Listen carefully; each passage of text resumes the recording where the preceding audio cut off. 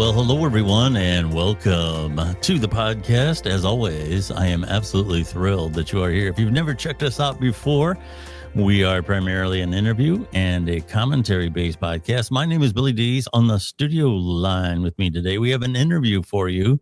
Dan Schaefer is with us. Dan, welcome to the program. Well, thanks, Billy. Thanks for having me here. It's a pleasure to be here. Awesome. Great to have you. Every once in a while, I'm actually not a partisan when it comes to politics. But for whatever reason, we do have a Republican, I'll say, leaning audience. And one of the things, though, they do say is I don't have a Democrat on. So today, we're going to take care of that. All right. Well, you got the red shirt on. I got the blue shirt on. So let's go at it.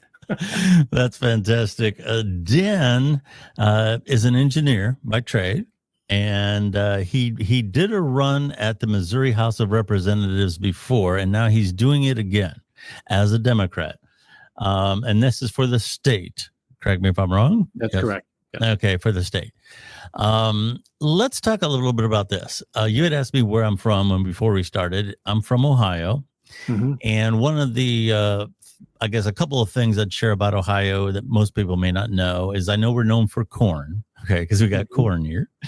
But we're actually like the seventh largest economy in the country. Of course, we're behind California, Texas, Florida, New York, and a couple others.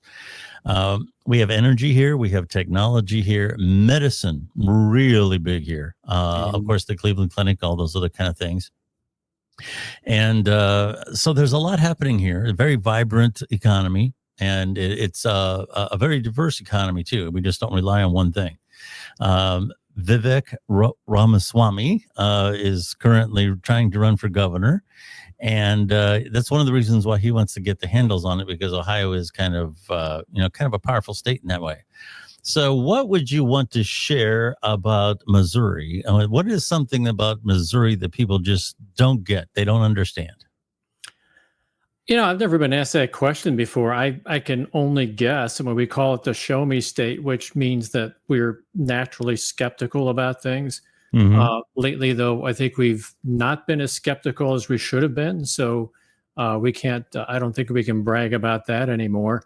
But Missouri, I love the state. I was born here. I mean, I was born actually in Milwaukee, but I grew up in Missouri. Okay. And then I spent about 30 years in California, and then I'm back now. And there's a lot of, I love California too. I consider it my second state.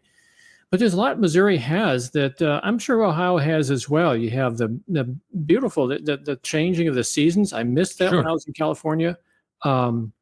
We have too many tornadoes, though. I mean, that's kind of a reality. We got one really close to here last spring. Wow. Missouri's done a pretty good job of conservationism. We have a lot of open areas that is just like pristine forest, and you can go walking through here. It's a beautiful place to walk around. We have the Lake of the Ozarks. We have Branson, of course, down on the southwest part of the state. St. Louis is considered the gateway to the West, which at one point it really was, literally was. But I really don't know. I mean, there's like 1,000 things that come to my mind when you ask that question, and I don't know which one is like number one. So I would just say it's a great state. I love it. Yeah, when you first came across my radar and we started talking about the podcast, running as a Democrat, I always envisioned, and correct me if I'm wrong, that's a very conservative area. Am I right or am I wrong? Yeah, it's conservative, but not always conservative. Missouri, if I recall correctly, we went for Obama back in 2008. I'm not sure about 2012. The conservatives have made a concerted effort to take over the House of the Missouri House and the Senate. And but we had a Democratic governor till about, I think it was 2016. I think his name was Nixon. It was slightly, well, I moved back in 2014, but I wasn't paying that close attention to Missouri politics. But no, I mean, I go out there now. I'm living in northern part of Jefferson County, which borders the southern St. Louis County area. So it's a curious mixture here of suburban area mixed with there's some rural areas in my territory as well, and there's just a whole lot of Democrats out there. I think a lot of them are afraid to come out. I was knocking on doors last year, when I was running. And they'd say, "Oh, this is great. I'm going to vote for you. I'm going to vote for you." And I said, "Great. Can I put one of my signs in your yard?" And you're like, "No, I don't want the neighbors to see this." I'm like, and I'm saying, "Well, I talked to your neighbor 2 doors down and another one 4 doors down. They're all Democrats as well. I mean, come on. This is, But there's been this large intimidation factor that's been taking place, not only in Missouri. I think it's nationwide as well. And I think we've had enough of this. We're going to hit back now, and I'm part of that. I'm like, bring it on. I'll go on to the conservative radio stations here, and I'll go head to head 15 rounds with these guys anytime. Yeah. And it's just they've colored the state red, and they're going to try to color it even more red because they're going to do like a mid-decade redistricting. They're considering doing that at this point. So instead of being we basically have 8 representatives. Instead of it being a 6-1 Republican over Democrat, they want to make it 7-1 or maybe even 8-1. And this is misrepresenting what Missouri is. We're at least 40% Democrat out there if you look at the last poll. Okay. So I'm rambling a lot, so please feel free to stomp on me anytime. Well, I'm trying to get a gauge for what you're about, because I can tell you, the same applies to authors. I talk to authors a lot, and typically they'll have a whole laundry list of things that are in the book, and I don't know that people really resonate with that. I think if people can understand what the author is about and they like the author, generally the path to the book kind of makes it itself. Now, this is my opinion. I do work in marketing. It's my opinion, though. And I think a lot of that applies to politicians as well. I don't know if somebody doesn't know who you are, that they're going to be interested in a whole laundry list of things as far as what you're pro and what you're against. But likability is the factor. No matter what your opinion of him is, Ronald Reagan was likable. Barack Obama in 2008, likable. People figured out where they were on the issues later. Yeah. So with that being said, I kind of lean to the right, probably a little bit more than you do, but I'm with you on some things. Like I do believe I'm not necessarily pro-abortion, if that's such a thing, but my inclination is to leave the choice up to the woman. I think that's between the woman and the doctor. You took the words right out of my mouth there. I'm the same way. Okay. How do you feel that's being encroached upon? Well, in Missouri, we were the first state in the nation to make abortion completely illegal. Right after the reversal of Roe v. Wade, we had what's called a trigger law, and the secretary or the attorney general at that time, which was Eric Schmidt, who is now a senator, U.S. senator, he signed that thing within hours. And so we've been completely not giving women any choice at all. And I think that's one of the things that really, I think, gets under a lot of people's skin. We had a referendum, or I'm sorry, it was actually an initiative petition which circulated last year, and we put abortion back into play. We wrote it into the Constitution, and they still fought it, but now abortion is legal in Missouri because of that. Republicans are doing everything they can now to reverse that again. So we'll see what happens over the next election. I'm not sure if I answered your question there or not. Just was I on track with that answer? Yes. Okay. Yes. Okay. I believe so. I lose myself rambling sometimes. Like, what was the question now? Yeah, it's easy to do. So that's kind of where I'm with a lot of Democrats. And I'll tell you where I part ways a little bit. I'm a law and order type person. And I don't know I've ever heard Gavin Newsom or any of these individuals come out and simply say, crime is bad. Criminals are bad. They need to be punished. Right. It's never that clear. there's always some sort of societal analysis that has to take place before and preface all these things. Is it really that hard to say that crime is bad? That's kind of my opinion. Where's your stance on that, philosophically speaking? I agree with you 100%. I think it's a matter of degrees a lot. I'll give you an example here. There's a guy that in my own podcast, I interviewed him a couple times. His name is Bobby Bostic. And at 16 years old, he did something stupid. He was a young black kid in downtown St. Louis at nighttime, and he held someone up at gunpoint. Mm-hmm. And then when he went to court, he was 17 by the time he went to court and had his trial. And he had his fill of the system, and so he told off the judge basically. So she put down the gavel on him and said, "Okay, you have like 17 felony accounts. We're going to make you serve them consecutively," which puts him in prison until he's like 246 years old, and he'll be eligible for parole at about, I think, 120 or something like that. Yeah. And, for a 17-year-old kid, it's okay, yeah, he broke the law. Okay. But, I tend to look a little bit further into things like this and say, he has to do his time, no question about it. But really what happens when you have a felony with a gun like that? What's the normal sentencing? And it turns out to be like, 7 to 10 years. But, it was in Missouri, it can be very extreme. And what's interesting, too, about Bobby Bostic is that one of my political nemesis, a guy by the name of Nick Schroer, who is a senator out of St. Charles County, very, very conservative, very, very Republican. He actually took Bobby Bostic's cause and actually lobbied to have his sentence either reduced or bring him into or redefine the laws to lighten his sentence. And he didn't follow through with it in the sense that the legislature was adjourned before anything happened. But he started this thing where it continued several years after that. And finally, Bobby Bostic got free at like 42 years old. Mm-hmm. So it's kind of a long story, but I would say that, yes, I agree with you. We're probably going to find a lot of agreement on immigration as well. But as far as law and order goes, yes, we have laws for a reason. Mm-hmm. And it has to make society, safe. On the other hand, we have to also have empathy available to us.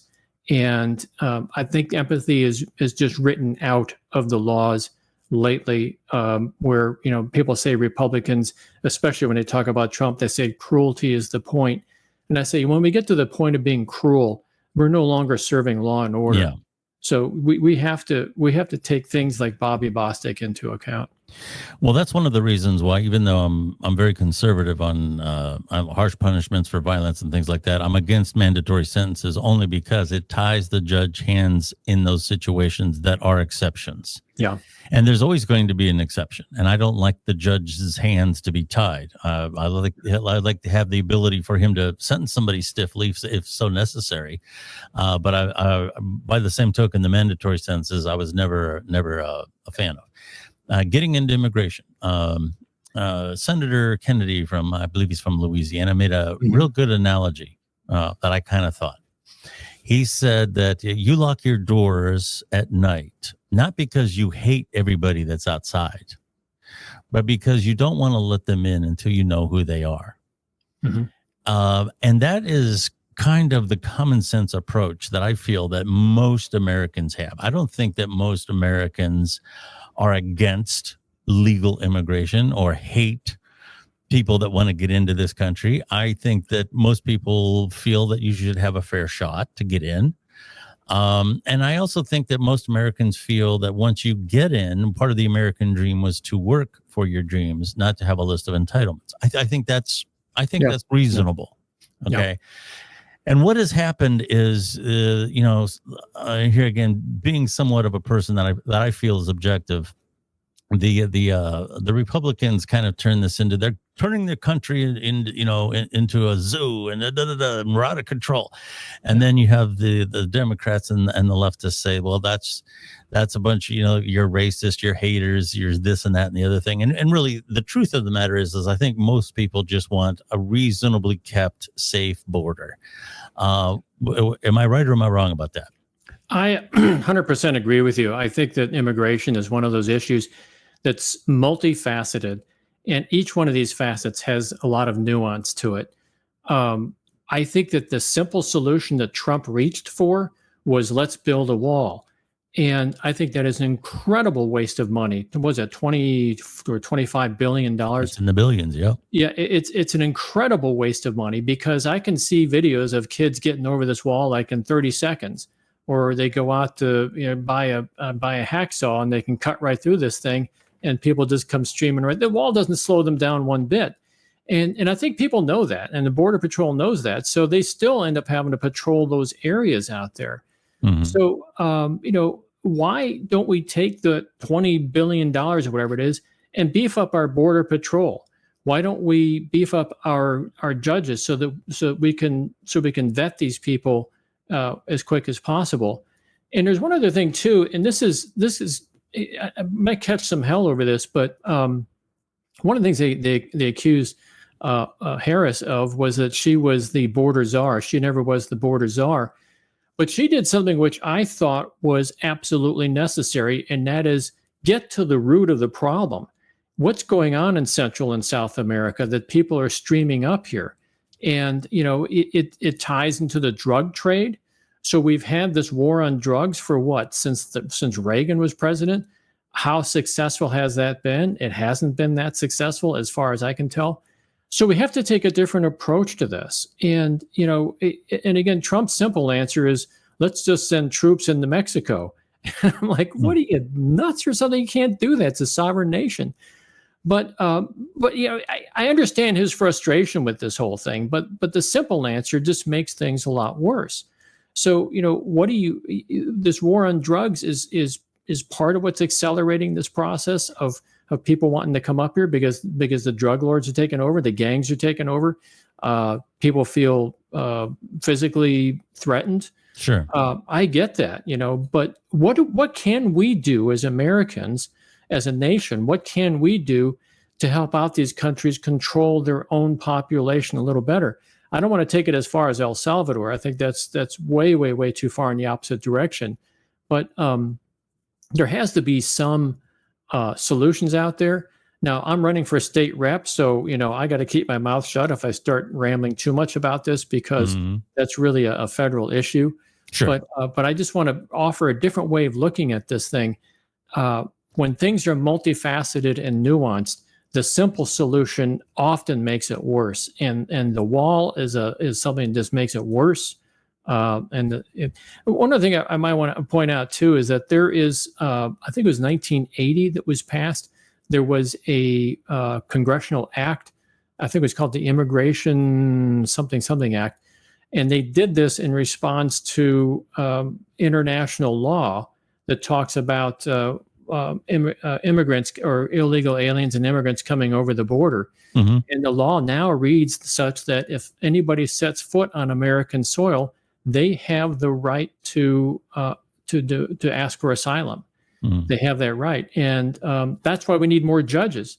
If we had a judge that can just see very quickly within days if this person really has a legitimate complaint, then fine, let them in. Otherwise, turn them back. But the way it is right now, the judges are so overloaded that they basically say, okay, well, we'll give you the benefit of the doubt and you can stay here for the next 5 years and show up for trial, 5 years down the road. Yeah. That's not a solution, right? So that's again, is one of those nuanced facets that we are just not doing anything about. Mm-hmm. But again, I got to shut my mouth. Yeah. One of the reasons why I'm asking you some things about general politics here again is just to give people, and of course, we have a listenership that's all over the country and around the world, but most of our listenership's in the United States. Mm-hmm. And just to give people an idea where your head is, let me transition into what kind of a candidate you are. I'll ask you this. I think one of the problems that one of my episodes that landed really big last year was last spring. I did an episode as to why, and it wasn't partisan. It was from a marketing standpoint, why the Democrats were on the path to lose the election. And it was one of the biggest ones. I had some real big names chime in on me. But one of the reasons is I think the Democrats have relied very much on the last couple elections on the anti-vote. Yeah. They relied on it in 2024. They relied on it in 2020. Now, it worked out for them in 2020. Yeah. Hillary did the same thing. In 2016, she relied on the anti-vote. Right. And here again, I mentioned Barack Obama, Bill Clinton in 1992. These guys were rock stars of their time. There's absolutely no question. People voted for them. Right. And the Democrats really haven't had a viable candidate in a long time, somebody that really got the base excited. So with that in mind, you're a Democrat, you're running for, obviously state, but you're running as a Democrat. When people look at you, what would you want them to see, something that they should vote for? How would you describe that for yourself?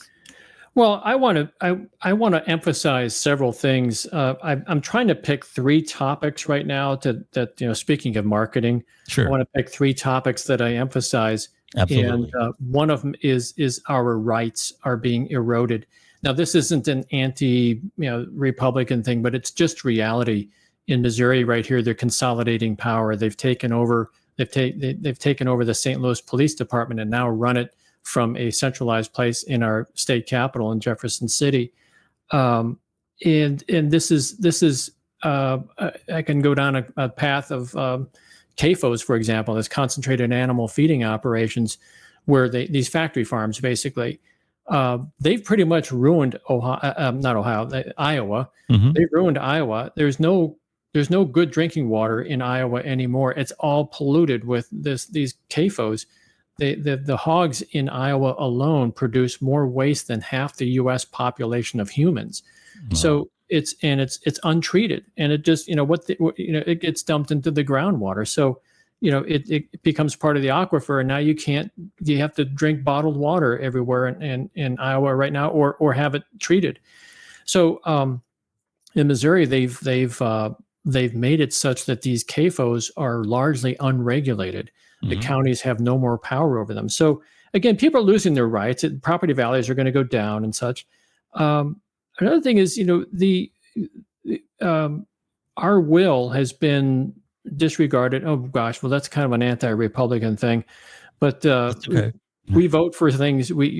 Missouri has the initiative petition process. I think there's 25 states in the union that have that process. And people can get together and change the Constitution, which we've done. We make both statutory and constitutional changes. And if it's something that the Republicans don't like, they just reverse it. That's just the reality in Missouri. And I think people are just tired of being ignored. But another one of my big pillars here is education. That has been under attack. And I think that I'm not going to pin this one on Republicans, because I think it goes deeper than that. I think there's actually some Democrats that are complicit with this. Public education has been completely devalued in this state. And a lot of people like to pat themselves on the back, breaking their arms, patting themselves on the back for giving education more money, which the legislature did last time around. But the reality is they've not kept up with inflation. They're way behind inflation. So our schools are being defunded, and private schools are being funded with taxpayer money. I can explain exactly how that works, but that's the short answer there. So it's the will of the people. It's our rights, and I put women's rights in that too. We talked about abortion, and I'm with you on abortion too. To me, it's wrong. I don't like using the word abortion because it focuses on just one thing, but sometimes it is absolutely needed.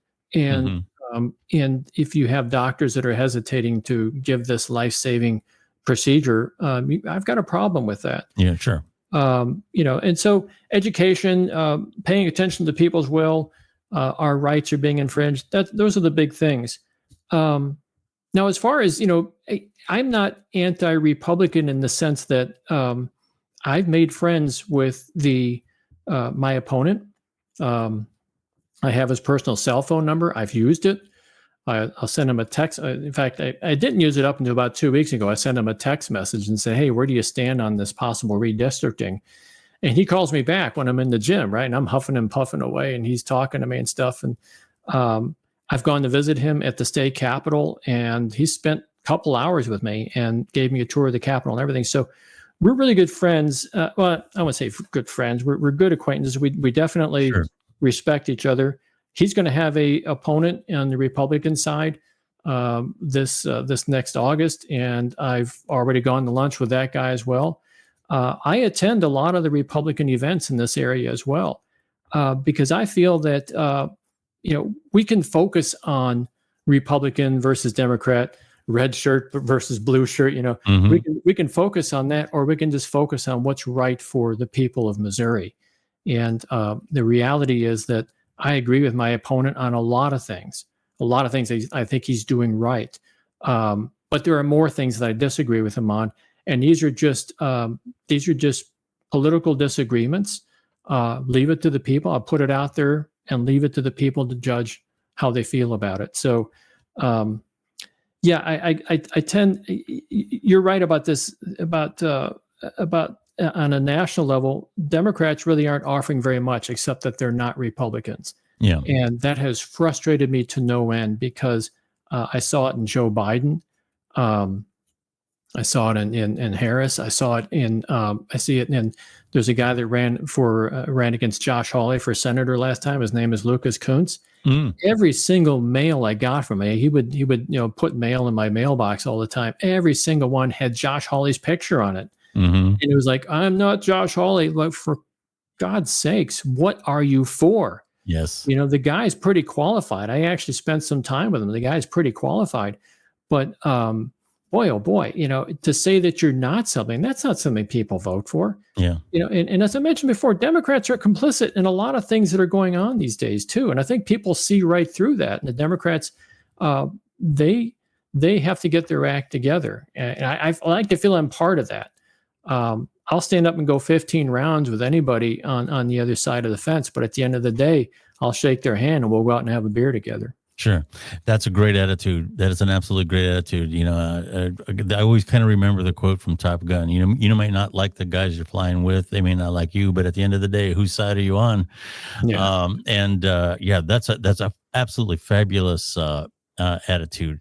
So very, very glad to hear that. With all that being said, I think one of the challenges that any candidate has right now, whether they're Republican, whether they're Democrat, whether they're running for state, or whether they're running on a federal level, is it's very hard not to, what's the word I'm looking for here? You're dealing with an electorate that is very much in a bubble. It's not just the politicians. You have an electorate now that you are either for me or you're against me. They could go down a laundry list and say something about for example, how you feel about women's rights, and right away, you're no good. Okay, we're not going to do it. How do you penetrate that? If you have a nuanced approach and a realistic, objective approach to analyzing problems, and it takes time to explain that a lot of times, and people don't have patience for that. They don't want to hear an explanation as to why you feel a certain way on a certain subject. They just want to hear what they have already predetermined in their mind is the right way to go. How do you approach that as someone who's trying to run being a reasonable candidate? You bring up a really good point. You said you put some time into marketing, and I have too. I know I'm an engineer, but I have kind of a bizarre background in the professional world. And so I was actually a marketing operations manager for a while, and which means I didn't know anything about marketing, but I learned a lot by working with those guys. One thing I know about marketing, and I spent a lot of time with salespeople too. One thing I know is if you got to explain yourself, you've lost the argument. Yep. So you do have to come down to very small phrases to encapsulate what it is you're trying to say. When I was in marketing, we used to call it the 7 deadly words.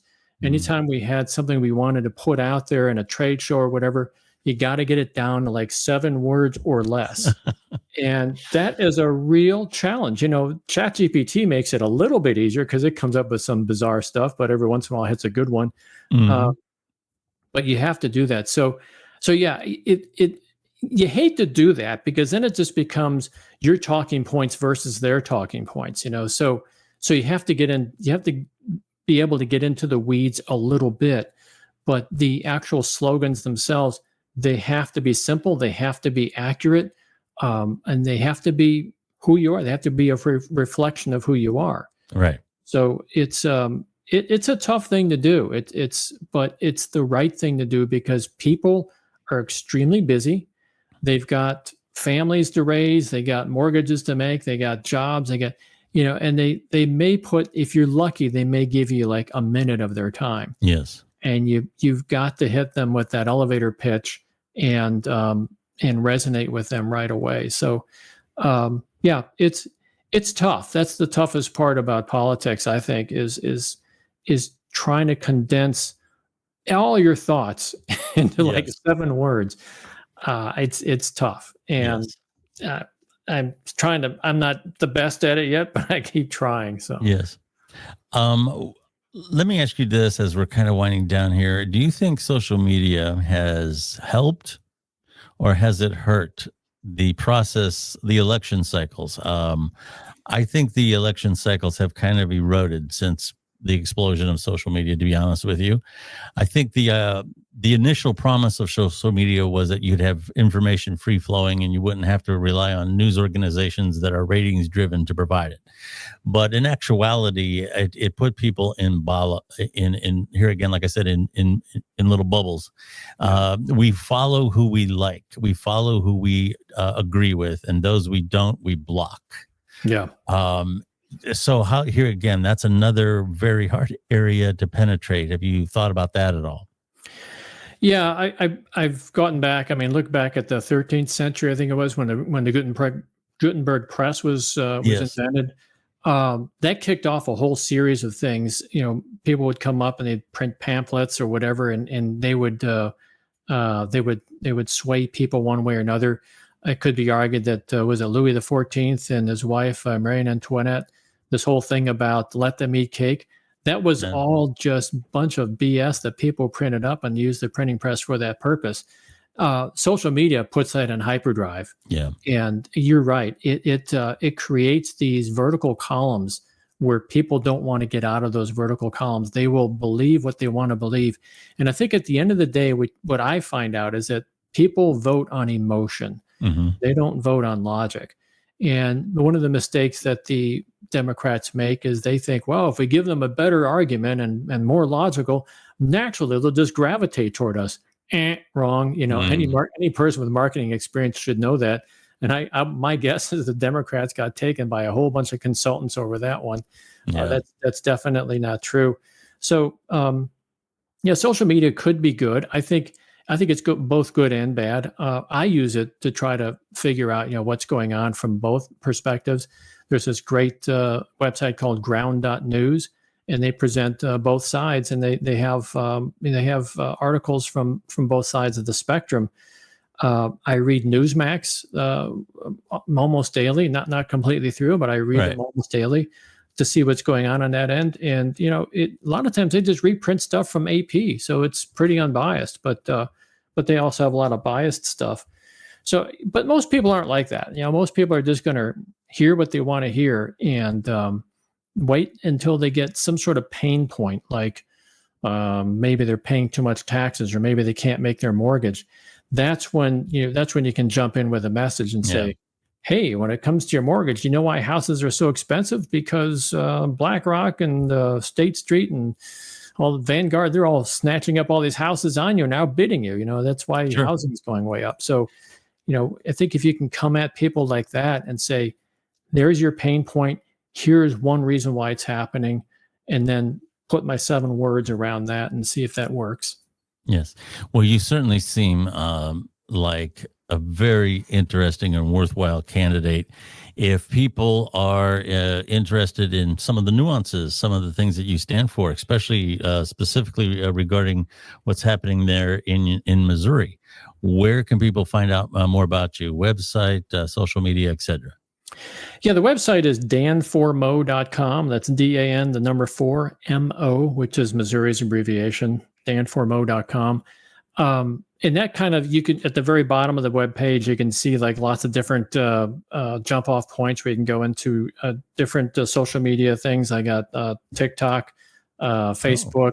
I also have a newsletter. I challenged myself to write 100 articles every day, every weekday, and I did it. So I have like 100 articles on my newsletter site, 100 plus now because I keep writing, but not quite as fervently. And that's called Frontline Progressive, frontlineprogressive.com. And also you'll find a link to that at the bottom of my website. So if you look at all that stuff, far more information than anybody has time to read, but at least you can scan, some of the headlines of the newsletters I've written and get a pretty good idea where I'm coming from. That is fantastic, Dan. I really, like I said, I'm a nonpartisan for the most part. And obviously you're in Missouri, I'm in Ohio, but I recognize you as a reasonable person, and I want reasonable people to succeed, whether they're blue or whether they're red. I think it's kind of a cliche now, but I want common sense to win. And you seem, I really enjoyed talking to you, and I'm glad we made contact, and I'm glad you came on the program, and I hope you can come on again. It would be great next time a big news story happens or something, and this is something you're passionate about. Feel free to get a hold of me, and we might do a bit on it. Likewise too. Just reach out. I'm going to be available. So okay, great. I'm here for you. That's fantastic. My name is Billy Dees, and kind of like my social media home is on, well, it's X now. At one time it was Twitter, at Billy Dees. You can find me there. And if you just search Billy Dees with the Billy Dees podcast on most social media, I come right up. Now we are on all the major podcast platforms. As a matter of fact, we got about a 10-year history. So we're on all the major big podcast platforms, very easy to find. And subscribing is without any paywalls. We do not feed off of our listeners, so to speak. We appreciate each and every listen that we get. We share a lot of stories on this program, people that have recovered from trauma and things like that, very moving stories. And we just don't feel that we want to create any paywalls. That includes extra content, things like that. So no paywalls. It's free to subscribe to the Billy Dees podcast on your favorite podcast platform. Dan, thank you again. Thanks, Billy. I appreciate it. Awesome. And thanks everyone for listening. And we will talk to you again very, very soon.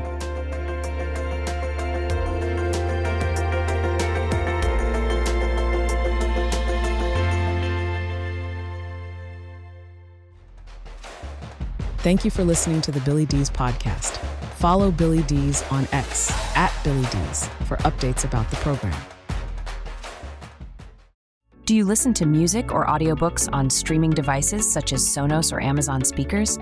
How about on your car sound system? If you use Spotify, Audible, or Amazon Music on any of these systems, you can also listen to the Billy Dees podcast the same way. Billy and his team go the extra mile to make sure our podcasts sound as good or better than anything on the radio.